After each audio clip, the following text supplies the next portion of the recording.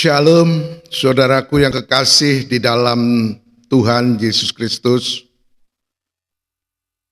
Pada kesempatan yang berbahagia ini, saya masih ingin mengajak saudara dan saya untuk bersama-sama mengungkap misteri yang ada di balik pintu tirai atau misteri dari ruangan Maha Suci, daerah kesempurnaan itu.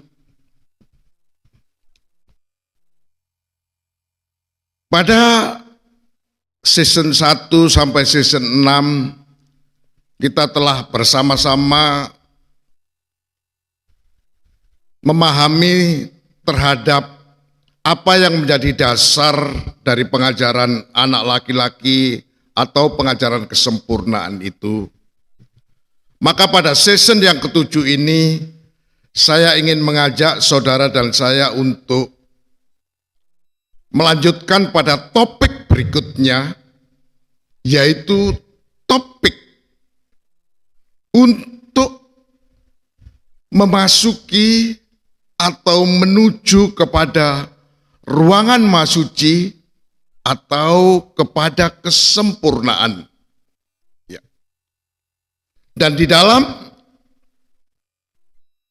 pelajaran tabernakel, satu-satunya pintu atau satu-satunya jalan untuk menuju kepada ruangan Maha Suci atau menuju kepada kesempurnaan itu, Allah telah menetapkan, yaitu hanya melalui pintu tirai. Ya, dan di dalam pengajaran terangnya tabernakel juga, bahwa pintu tirai itu terkena pada suratan Ibrani.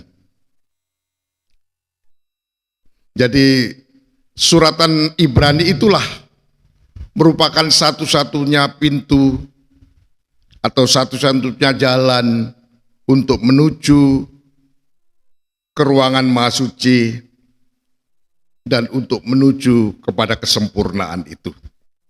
Oleh karena itu, saya ingin mengajak langsung kepada saudara dan saya untuk membaca di dalam suratan Ibrani pada pasal yang pertama dan ayat yang pertama dan seterusnya. Setelah pada zaman dahulu Allah berulang kali dan dalam berbagai cara berbicara kepada nenek moyang kita dengan perantaraan nabi-nabi, maka pada zaman akhir ini Allah telah berbicara kepada kita dengan perantaraan anaknya yang telah ia tetapkan sebagai yang berhak menerima segala yang ada. Oleh dia Allah telah menjadikan alam semesta ini. Dari pembacaan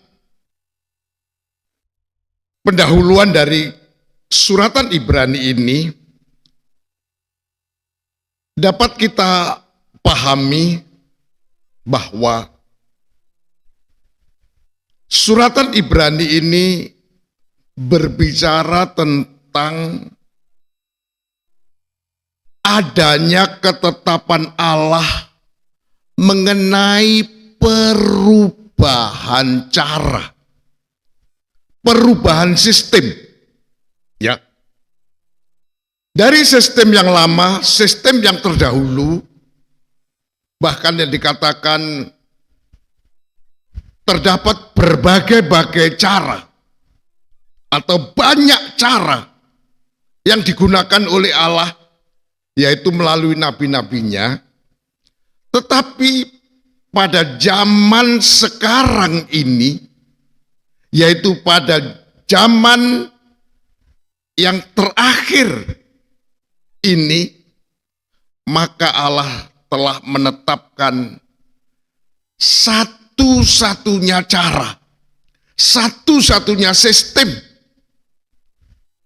terutama untuk digunakan dalam memasuki ruangan Maha Suci, untuk menuju kepada kesempurnaan itu, Allah telah menetapkan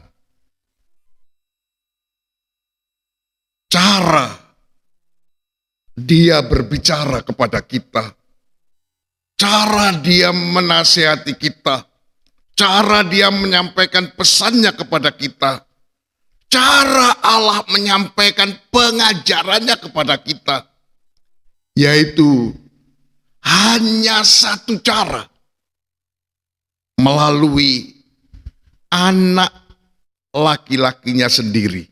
Ya, seperti sedikit saya ingin ajak saudara membaca di dalam Salinan Bahasa Indonesia terjemahan sederhana, terutama di dalam ayat yang kedua itu dikatakan seperti berikut. Tetapi sekarang di masa terakhir dari zaman ini, Allah sudah berbicara kepada kita melalui anaknya sendiri. Jadi untuk waktu sekarang yang sudah berada di zaman yang terakhir ini, maka Allah telah menetapkan satu-satunya cara di dalam berbicara kepada kita, di dalam menyampaikan firman-Nya kepada kita, di dalam menyampaikan pengajarannya kepada kita, yaitu hanya satu, melalui anak laki-lakinya sendiri. Dan itu ketetapan Allah yang sangat kuat. Ketetapan Allah yang boleh dikatakan tidak bisa diganggu-gugat. Karena ketetapan mengenai adanya perubahan cara, perubahan sistem, dari cara yang lama, yang terdahulu, yang terdiri dari berbagai-bagai cara, yaitu melalui nabi-nabinya. Kalau boleh saya sampaikan bahwa cara yang sangat terkenal di era zaman dahulu atau cara yang lama dahulu adalah cara yang digunakan melalui Nabi Musa. Cara yang dikenal dengan tahbisan Lewi, imamat Lewi, yang didasarkan kepada peraturan Taurat itu. Tetapi cara yang lama itu sudah tidak digunakan lagi. Karena Allah telah menetapkan hanya satu cara, yaitu cara melalui anak laki-lakinya sendiri. Ya, itu sebabnya saya katakan lagi, cara yang baru ini adalah cara yang sangat kuat. Sebab Allah bukan saja menetapkan cara yang baru melalui anaknya ini, tetapi Allah juga telah membackup, telah melandasi, telah membackgrouni, agar supaya ketetapan mengenai adanya perubahan cara ini sungguh-sungguh merupakan ketetapan yang kuat, sehingga Allah telah memberikan ketetapan lainnya. Boleh kita baca bersama-sama ketetapan yang ditetapkan oleh Allah untuk melatar belakangi, untuk membackup ketetapan mengenai adanya perubahan cara dari cara yang lama kepada cara yang baru itu, yaitu di dalam surat Ibrani pasal yang pertama pada ayat yang kedua B itu dikatakan demikian. Yang telah Allah tetapkan sebagai yang berhak menerima segala yang ada. Jadi ketetapan mengenai adanya perubahan cara dari cara yang lama kepada cara yang baru itu, Allah juga menyertakan ketetapan lainnya, bahwa kepada anak laki-lakinya itu Allah memberikan ketetapan sebagai yang berhak menerima segala yang ada. Semua yang ada ini itu Allah berikan. Allah beri kewenangan kepada anak laki-lakinya untuk memilikinya, untuk menggunakan sesuai dengan apa yang dia kehendakinya. Karena memang kepada anaknya itulah Allah memberikan hak penuh untuk menerima segala yang ada ini. Oh, luar biasa. Dan yang kemudian yang kedua, sebagai ketetapan yang melatar belakangi adanya ketetapan cara yang baru itu adalah oleh dia, oleh anak laki-lakinya itu, Allah telah menjadikan alam semesta. Ketetapan Allah yang kedua untuk melatar belakangi ketetapan yang baru, yaitu adanya perubahan cara, itu Allah memberi kewenangan kepada anak laki-lakinya itu sebagai sang pencipta. Kalau segala yang ada ini masih mungkin kurang, tidak mencukupi, agar supaya ketetapan mengenai perubahan cara itu, terutama untuk bisa masuk ke dalam ruangan Maha Suci, menuju kepada kesempurnaan itu, maka Allah memberi kewenangan kepada anaknya itu untuk menciptakan. Oh, luar biasa. Dan ketetapan yang ketiga, dikatakan di dalam ayat yang ketiga, anak laki-lakinya itu adalah cahaya kemuliaan Allah. Kepada anak laki-lakinya itulah Allah telah menetapkan sebagai cahaya dari kemuliaan Allah. Dan ketetapan yang keempat, dan gambar wujud Allah kepada anak laki-lakinya sendiri itu, Allah menetapkan sebagai gambar wujudnya Allah itu tercermin, terdapat, tergambar di dalam anak laki-lakinya itu sendiri. Dan kemudian ketetapan yang kelima adalah dikatakan ayat yang ketiga B itu, dan menopang segala yang ada dengan firman-Nya yang penuh kekuasaan itu.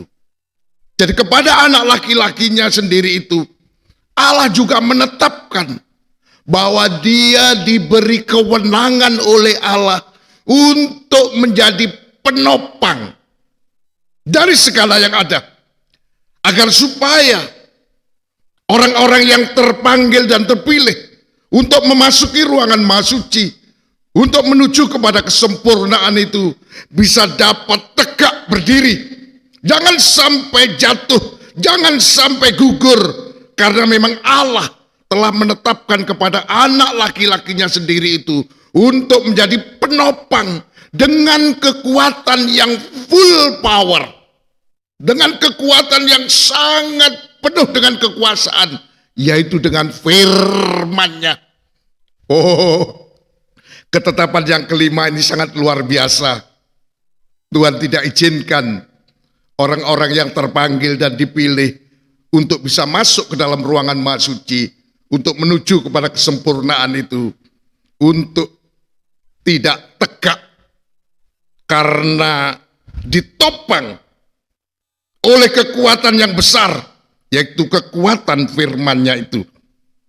Dan kemudian ketetapan yang keenam yang melatar belakangi ketetapan Allah mengenai adanya perubahan cara yang baru itu, Allah juga menetapkan kepada anaknya sebagai ketetapan yang keenam, yaitu dan setelah ia selesai mengadakan penyucian dosa, Allah memberi kewenangan, Allah memberikan hak penuh kepada anak laki-lakinya itu untuk menyelesaikan persoalan dosa. Dia diberi hak penuh agar supaya anak laki-lakinya itu dapat menyucikan, seluruh dosa, supaya orang-orang yang terpanggil dan terpilih untuk memasuki ruangan Maha Suci, untuk menuju kesempurnaan itu, dapat dibersihkan, dapat disucikan oleh anak laki-lakinya Allah sendiri itu. Ini kewenangan yang keenam. Dia diberi kewenangan untuk menyucikan segala dosa. Oh, luar biasa ya. Dan kemudian ketetapan yang ketujuh, ia duduk di sebelah kanan Allah yang maha besar di tempat yang tinggi. Ya.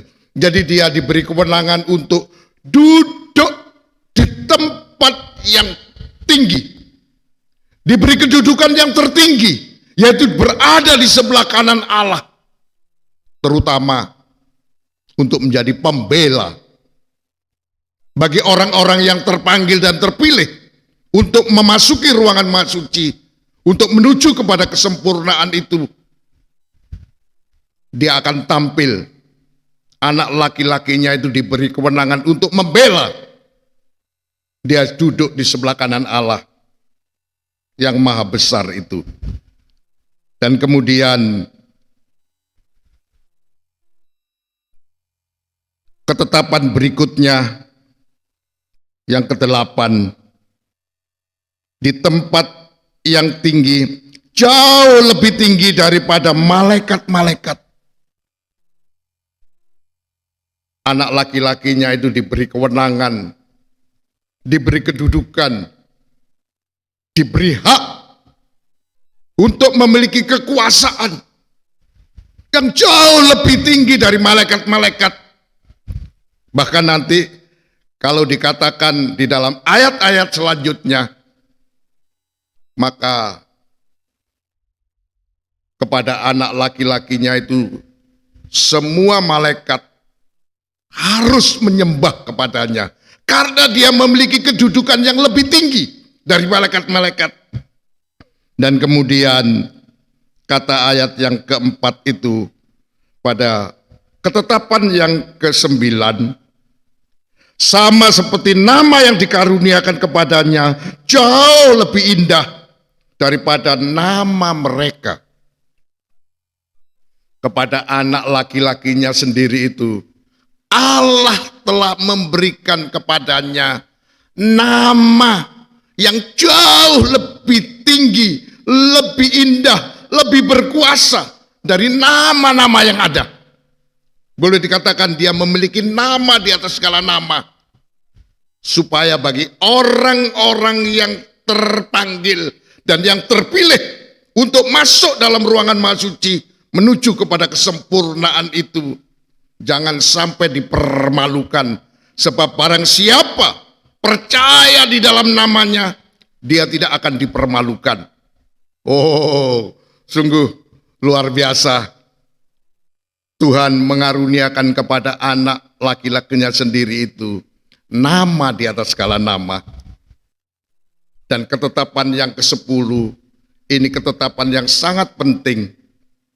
Dikatakan di dalam ayat yang kelima surat Ibrani pasal yang pertama itu, dikatakan demikian. Karena kepada siapakah di antara malaikat-malaikat itu pernah Allah katakan, anakku engkau telah kuperanakkan pada hari ini.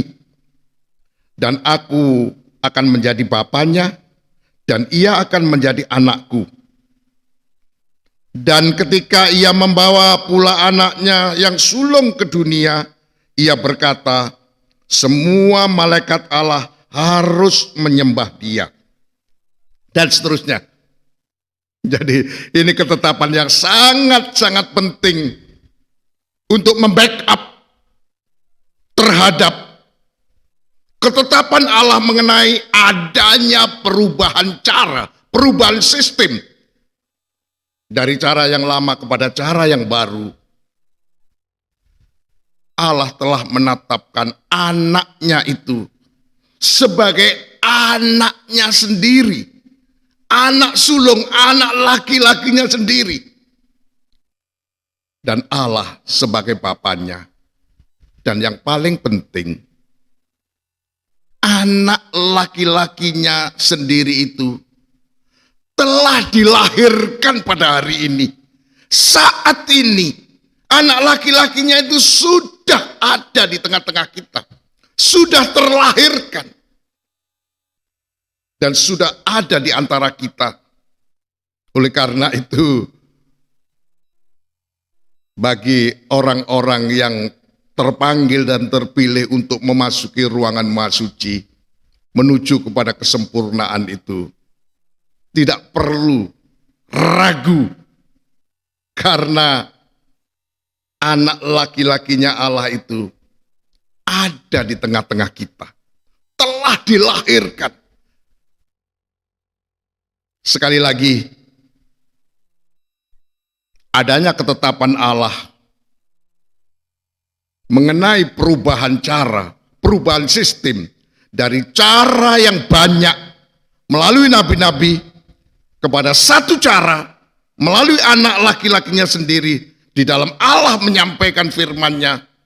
Ini adalah satu ketetapan yang sangat kuat karena didasari, dilandasi, disertai, di backup, di background oleh 10 ketetapan Allah. Ya, satu contoh saja, di dalam sebuah pemerintahan yang ada di dunia ini, seperti yang ada di Indonesia ini, kalau pemerintah telah mengangkat seseorang itu untuk menjadi pejabat negara, maka pemerintah Republik Indonesia, terutama yang diwakili oleh Presiden sebagai kepala pemerintahan, kepala negara, maka akan mengeluarkan surat keputusan, surat ketetapan Presiden. Umpamanya sebagai pejabat KPU, maka Allah memberikan surat ketetapan, Presiden mengeluarkan surat ketetapan, mengeluarkan surat keputusan Presiden untuk memberi kewenangan kepada orang-orang yang menjabat di KPU itu, supaya dia memiliki kekuatan, landasan di dalam menjalankan tugas-tugasnya. Apalagi di sini, pemerintah kerajaan surga sekarang ini telah menetapkan satu-satunya cara sebagai perubahan sistem dari yang lama kepada yang baru yang digunakan zaman sekarang ini. Terutama saya katakan kepada orang-orang yang terpanggil dan terpilih untuk masuk ke dalam ruangan Maha Suci, untuk menuju kepada kesempurnaan itu, maka ketetapannya itu sangat kuat, yaitu melalui anak laki-lakinya sendiri, dan di backup oleh 10 ketetapan. Itu jawabnya sekali lagi, satu-satunya jalan, satu-satunya pintu untuk menuju ke ruangan Maha Suci, menuju kepada kesempurnaan itu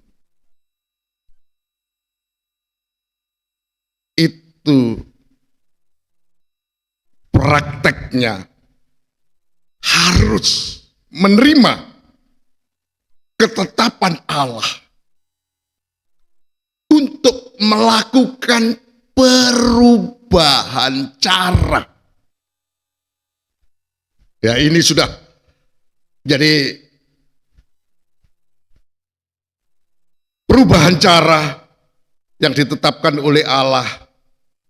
Ini adalah merupakan satu-satunya pintu, satu-satunya jalan untuk kita memasuki ruangan Maha Suci, menuju kepada kesempurnaan itu.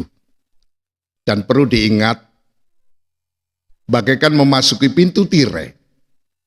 Dan pintu tirai itu arti rohaninya adalah perobekan daging, penamatan daging. Jadi praktek dari perobekan daging, penamatan daging itu adalah melakukan perubahan cara. Semoga ini menjadi pemahaman yang dalam buat saudara dan saya yang terpanggil dan terpilih untuk memasuki ruangan Maha Suci dan menuju kepada kesempurnaan itu. Karena tidak ada jalan lain kecuali harus melalui pintu tirai, kecuali kita harus melakukan perobekan daging, penamatan daging yang prakteknya itu adalah melakukan perubahan cara. Ya. Saya ingin mengajak kepada saudara dan saya untuk lebih lanjut memahami dalam terhadap apa yang diteladankan oleh Rasul Paulus mengenai memasuki pintu tirai atau memasuki ruang untuk masuk ke dalam ruangan Maha Suci menuju kepada kesempurnaan itu. Rasul Paulus sebagai penulis dari suratan Ibrani ini, dia memberikan teladan, memberikan satu contoh bagaimana caranya untuk bisa masuk ke dalam ruangan Maha Suci menuju kepada kesempurnaan itu. Untuk itu, mari saya ingin mengajak saudara dan saya untuk membaca di dalam suratan Filipi pasal yang ketiga. Ya, suratan Filipi pasal yang ketiga, saya agak sedikit percepat saja supaya menyingkatkan waktunya. Langsung saya ajak saudara dan saya untuk membaca di dalam Filipi pasal 3 ayat yang keempat ya. Sekalipun aku juga ada alasan untuk menaruh percaya pada hal-hal lahiriah, jika ada orang lain menyangka dapat menaruh percaya pada hal-hal lahiriah, aku lebih lagi. Di surat pada hari ke-8 dari bangsa Israel, dari suku Benyamin, orang Ibrani asli, tentang pendirian terhadap hukum Taurat, aku orang Farisi. Perhatikan ayat yang ke-6, tentang kegiatan aku penganiaya jemaat, tentang kebenaran dalam mentaati hukum Taurat, aku tidak bercela. Ini statementnya Rasul Paulus, bahwa pada dirinya itu ada satu kebanggaan. Sewaktu dia menggunakan sistem yang lama, cara yang lama, yaitu cara yang terakhir saya katakan, cara Nabi Musa yang sangat dikenal itu adalah berdasarkan hukum Taurat. Seperti apa yang dikatakan oleh Rasul Paulus, bahwa dikatakan bahwa tentang pendirian terhadap hukum Taurat, aku orang Farisi. Dia sangat kuat, bertegak, berdiri teguh terhadap hukum Taurat sebagai orang Farisi. Tentang kegiatan aku penganiaya jemaat, tentang kebenaran di dalam mentaati hukum Taurat, aku tidak bercacat. Inilah yang dilakukan oleh Rasul Paulus ketika dia menggunakan sistem yang lama itu. Tetapi kita baca ayat yang ke-7 ya. Tetapi apa yang dahulu merupakan keuntungan bagiku, sekarang kuanggap rugi karena Kristus. Ayat 8, malahan segala sesuatu kuanggap rugi karena pengenalan akan Kristus Yesus Tuhanku lebih mulia daripada semuanya.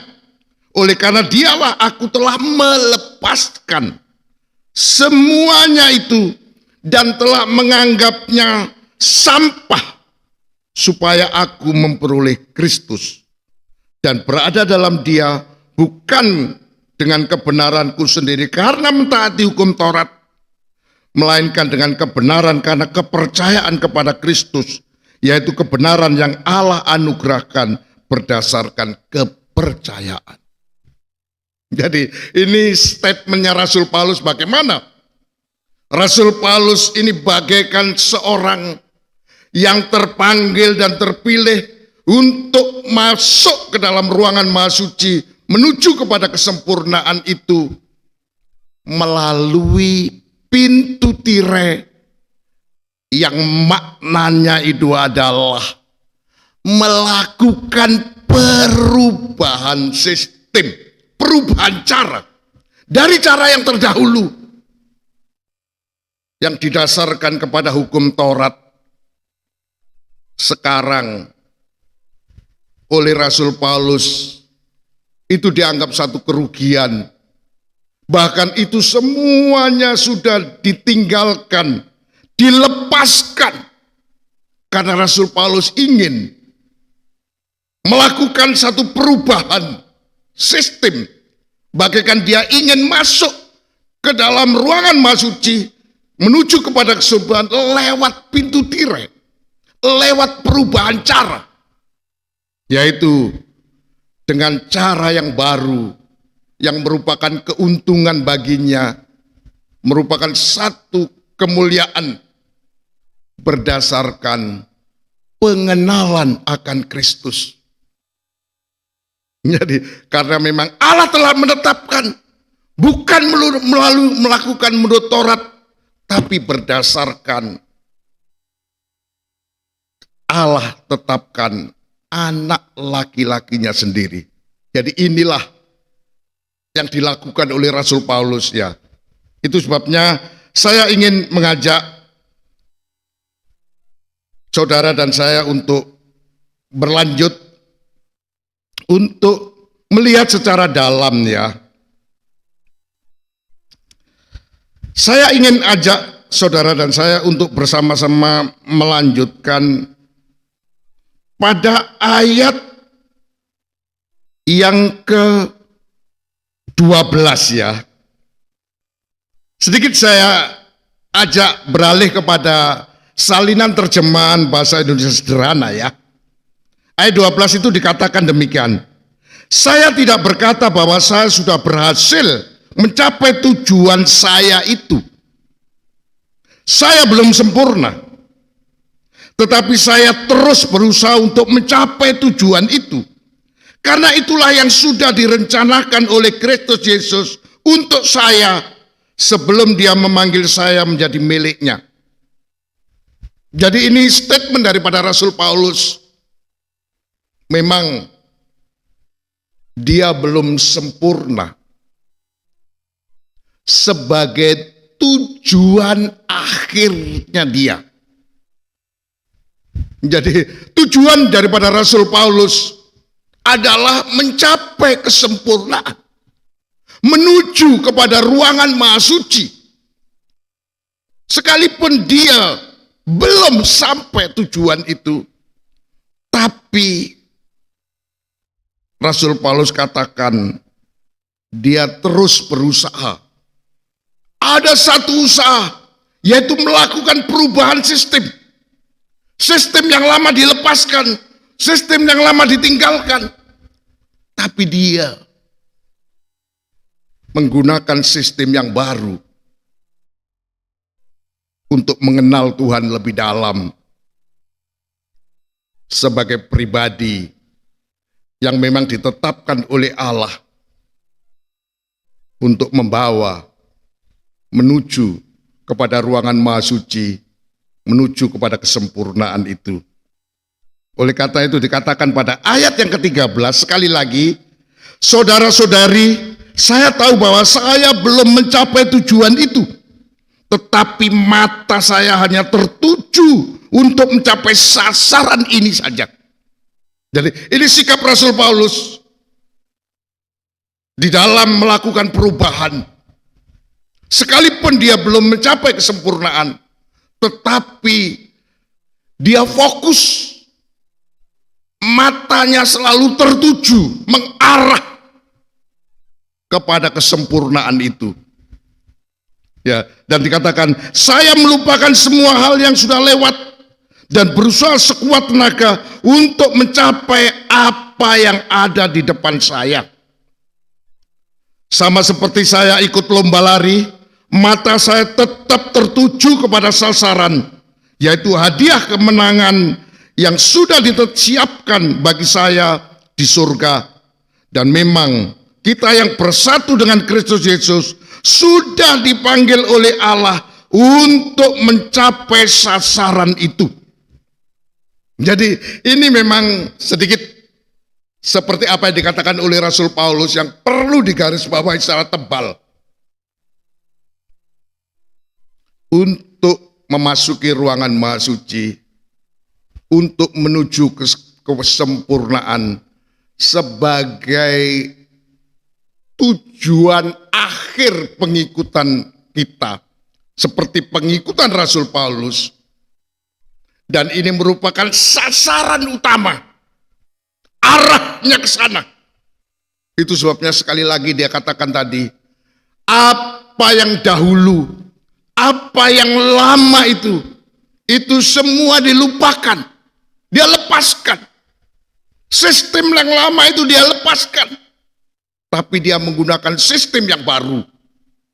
Berusaha sekuat tenaga, bagaikan dia menggunakan sistem lari, speed yang cepat, untuk cepat mencapai tujuan, mencapai sasaran yang dia inginkan.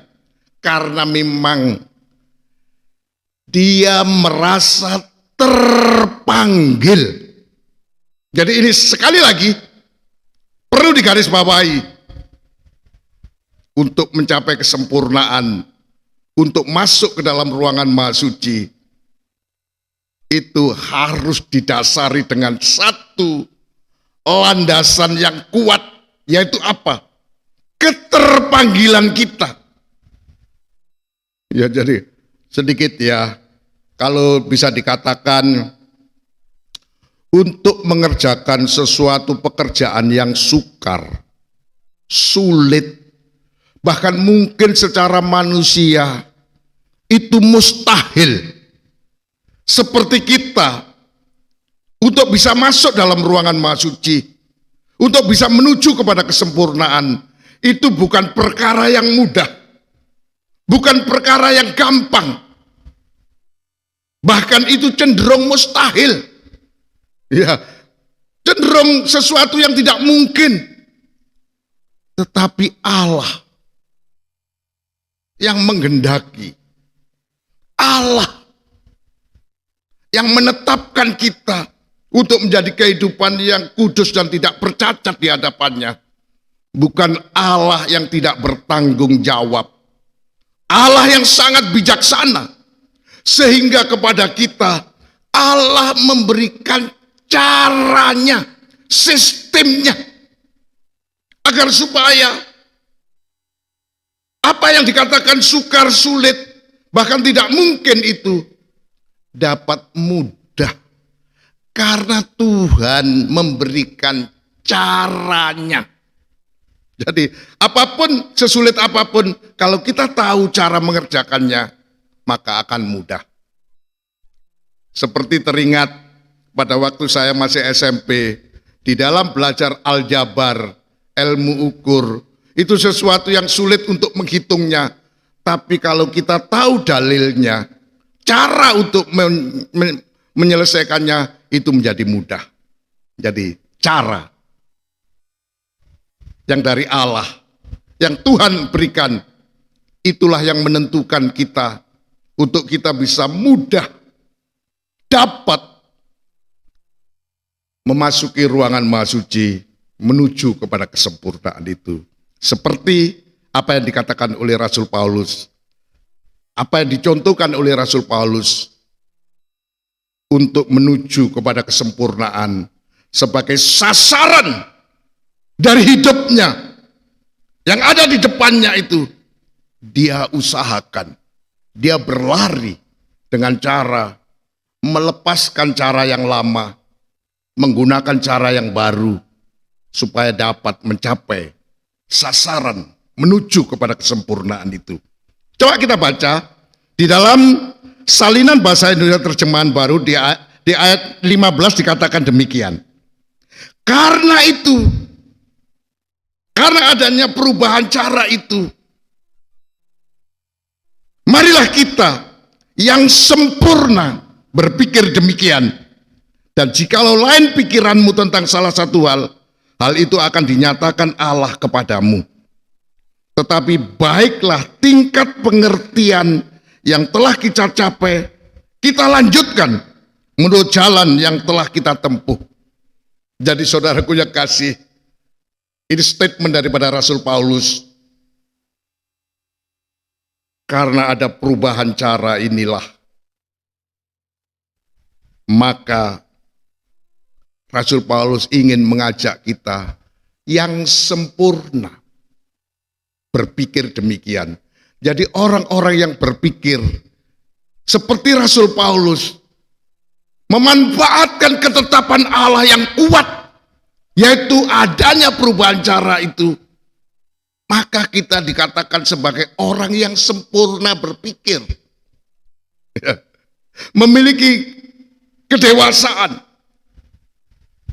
Dan yang penting, tingkat pengertian kita jangan mundur, jangan balik, tapi kita lanjutkan, kita teruskan, agar tujuan kita di dalam mengikut Tuhan itu sampai kepada akhirnya, yaitu mencapai kesempurnaan, memasuki ruangan Maha Suci. Itu adalah tujuan, dan itu adalah sasaran kita di dalam mengikut Tuhan. Arahnya jelas, arahnya kepada kesempurnaan. Memang sekarang belum sempurna, tapi pikiran yang sempurna, ya,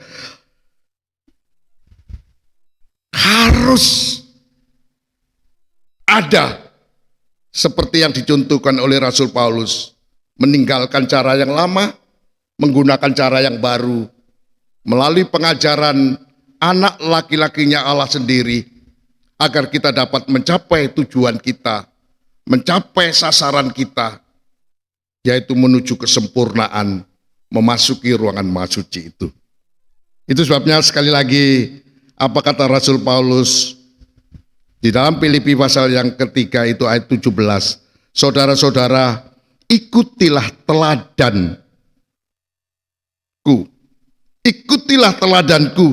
dan perhatikanlah mereka yang hidup sama seperti kami yang menjadi teladanmu.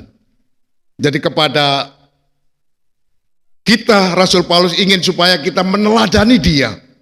Dan kalau kita bisa telah meneladani dia, maka kita nanti akan menjadi teladan bagi orang lain, yaitu melakukan perubahan cara.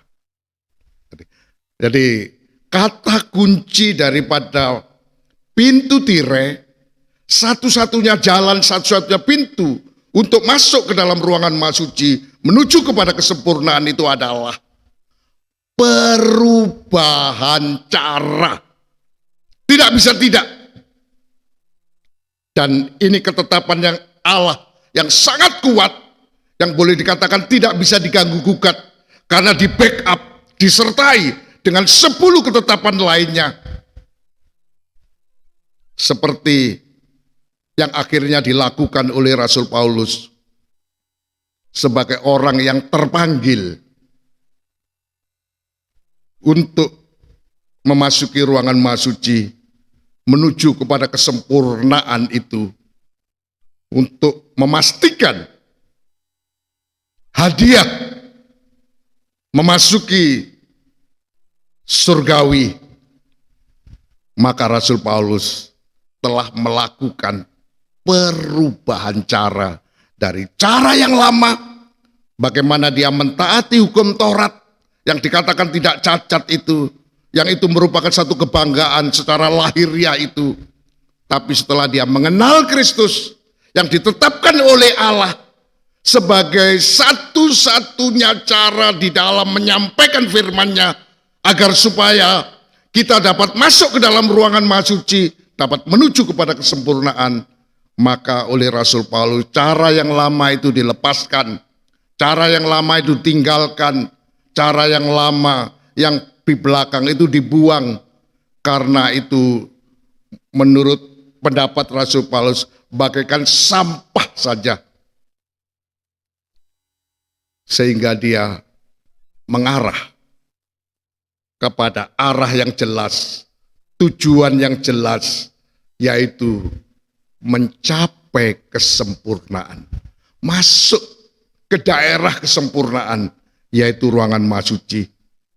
Yang penting kita masuk, dan sudah masuk. Jangan kemudian kita mundur, tapi kita terus dan terus.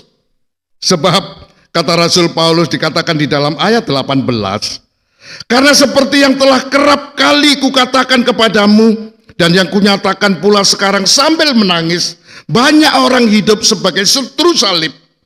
Kesudahan mereka ialah kebinasaan, Tuhan mereka adalah perut mereka, kemuliaan mereka ialah aib mereka, pikiran mereka semata-mata tertuju kepada perkara duniawi. Jadi ini yang disampaikan oleh Rasul Paulus, karena banyak orang yang mengatakan dirinya itu sebagai pengikut Kristus, tapi dia itu tidak bisa dikatakan menjadi seterunya salib Kristus. Ya. Mereka itu menjadi apa ya? Cara hidup mereka itu mengarah kepada kebinasaan.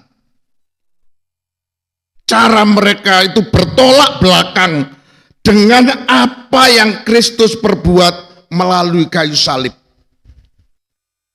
Salib Kristus itu berbicara tentang perobekan tirai.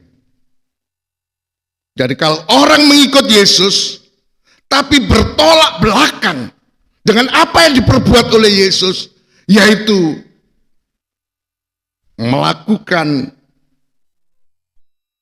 perbuatan di kayu salib, mati tersalib bahkan, untuk supaya tirai itu robek dari atas ke bawah, ya, robek untuk membuka jalan agar kita masuk ke dalam ruangan Maha Suci, kita bisa menuju kepada kesempurnaan itu. Tapi kalau kita bertolak belakang dengan makna perobekan daging, peristiwa salib, apa yang dilakukan oleh Yesus di kayu salib, maka pengikutan kita ini, kata Rasul Paulus, adalah cara hidup yang akan membawa kepada kebinasaan. Karena dikatakan hanya memuaskan keinginan diri sendiri saja, dan hanya melakukan cara yang memalukan, bahkan yang bangga atas semua yang dunia itu. Pikirannya hal-hal yang duniawi saja, tidak melayani Allah. Hidup mereka hanya memuaskan keinginan diri. Ya, perut mereka katanya hanya Tuhan mereka adalah perut mereka.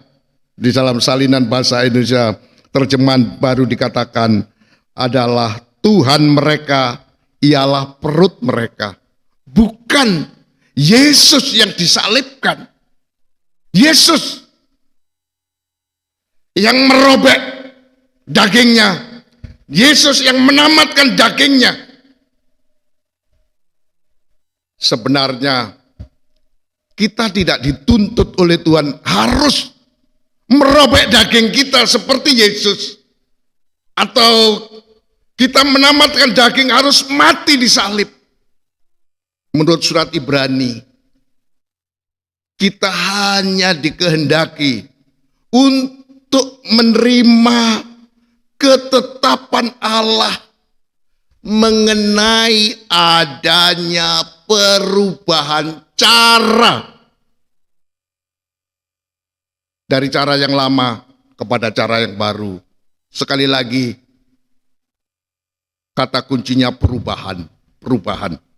Oleh karena dikatakan di dalam ayat yang ke-20, karena kewargaan kita adalah di dalam surga, karena kita terpanggil dan akhirnya kita menjadi warga kerajaan surga, dan dari situ juga kita menantikan Tuhan Yesus Kristus sebagai juru selamat yang akan mengubah tubuh kita yang hina ini sehingga serupa dengan tubuhnya yang mulia menurut kuasanya yang dapat menaklukkan segala sesuatu.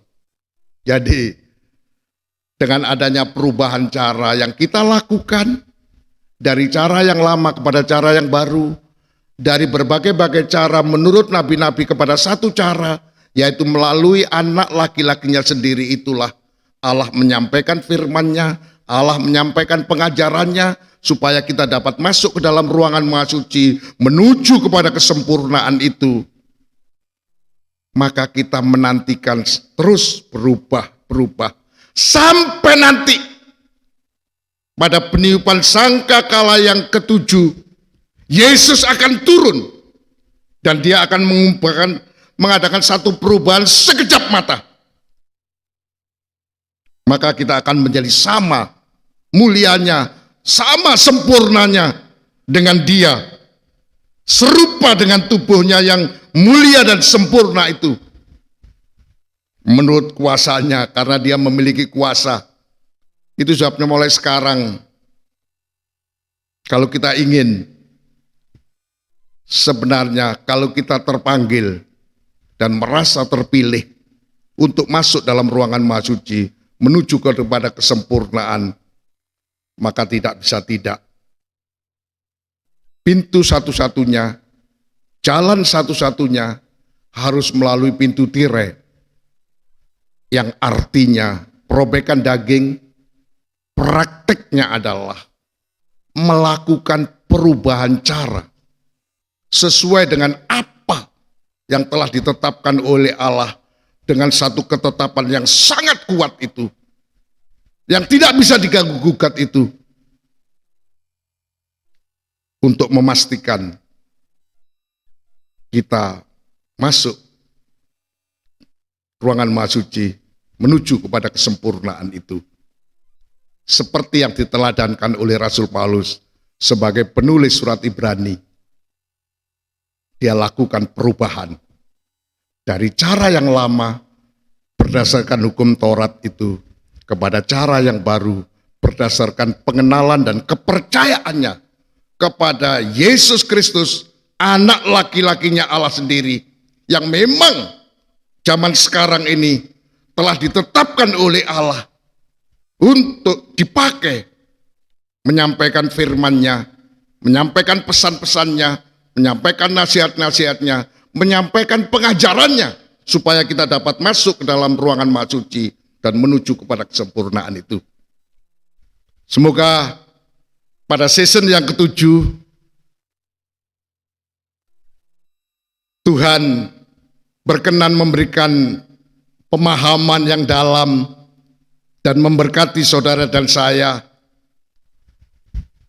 terutama yang merasa terpanggil dan terpilih untuk masuk ke dalam rencana kehendak Allah, yaitu menuju kepada kesempurnaan, memasuki ruangan Maha Suci ini.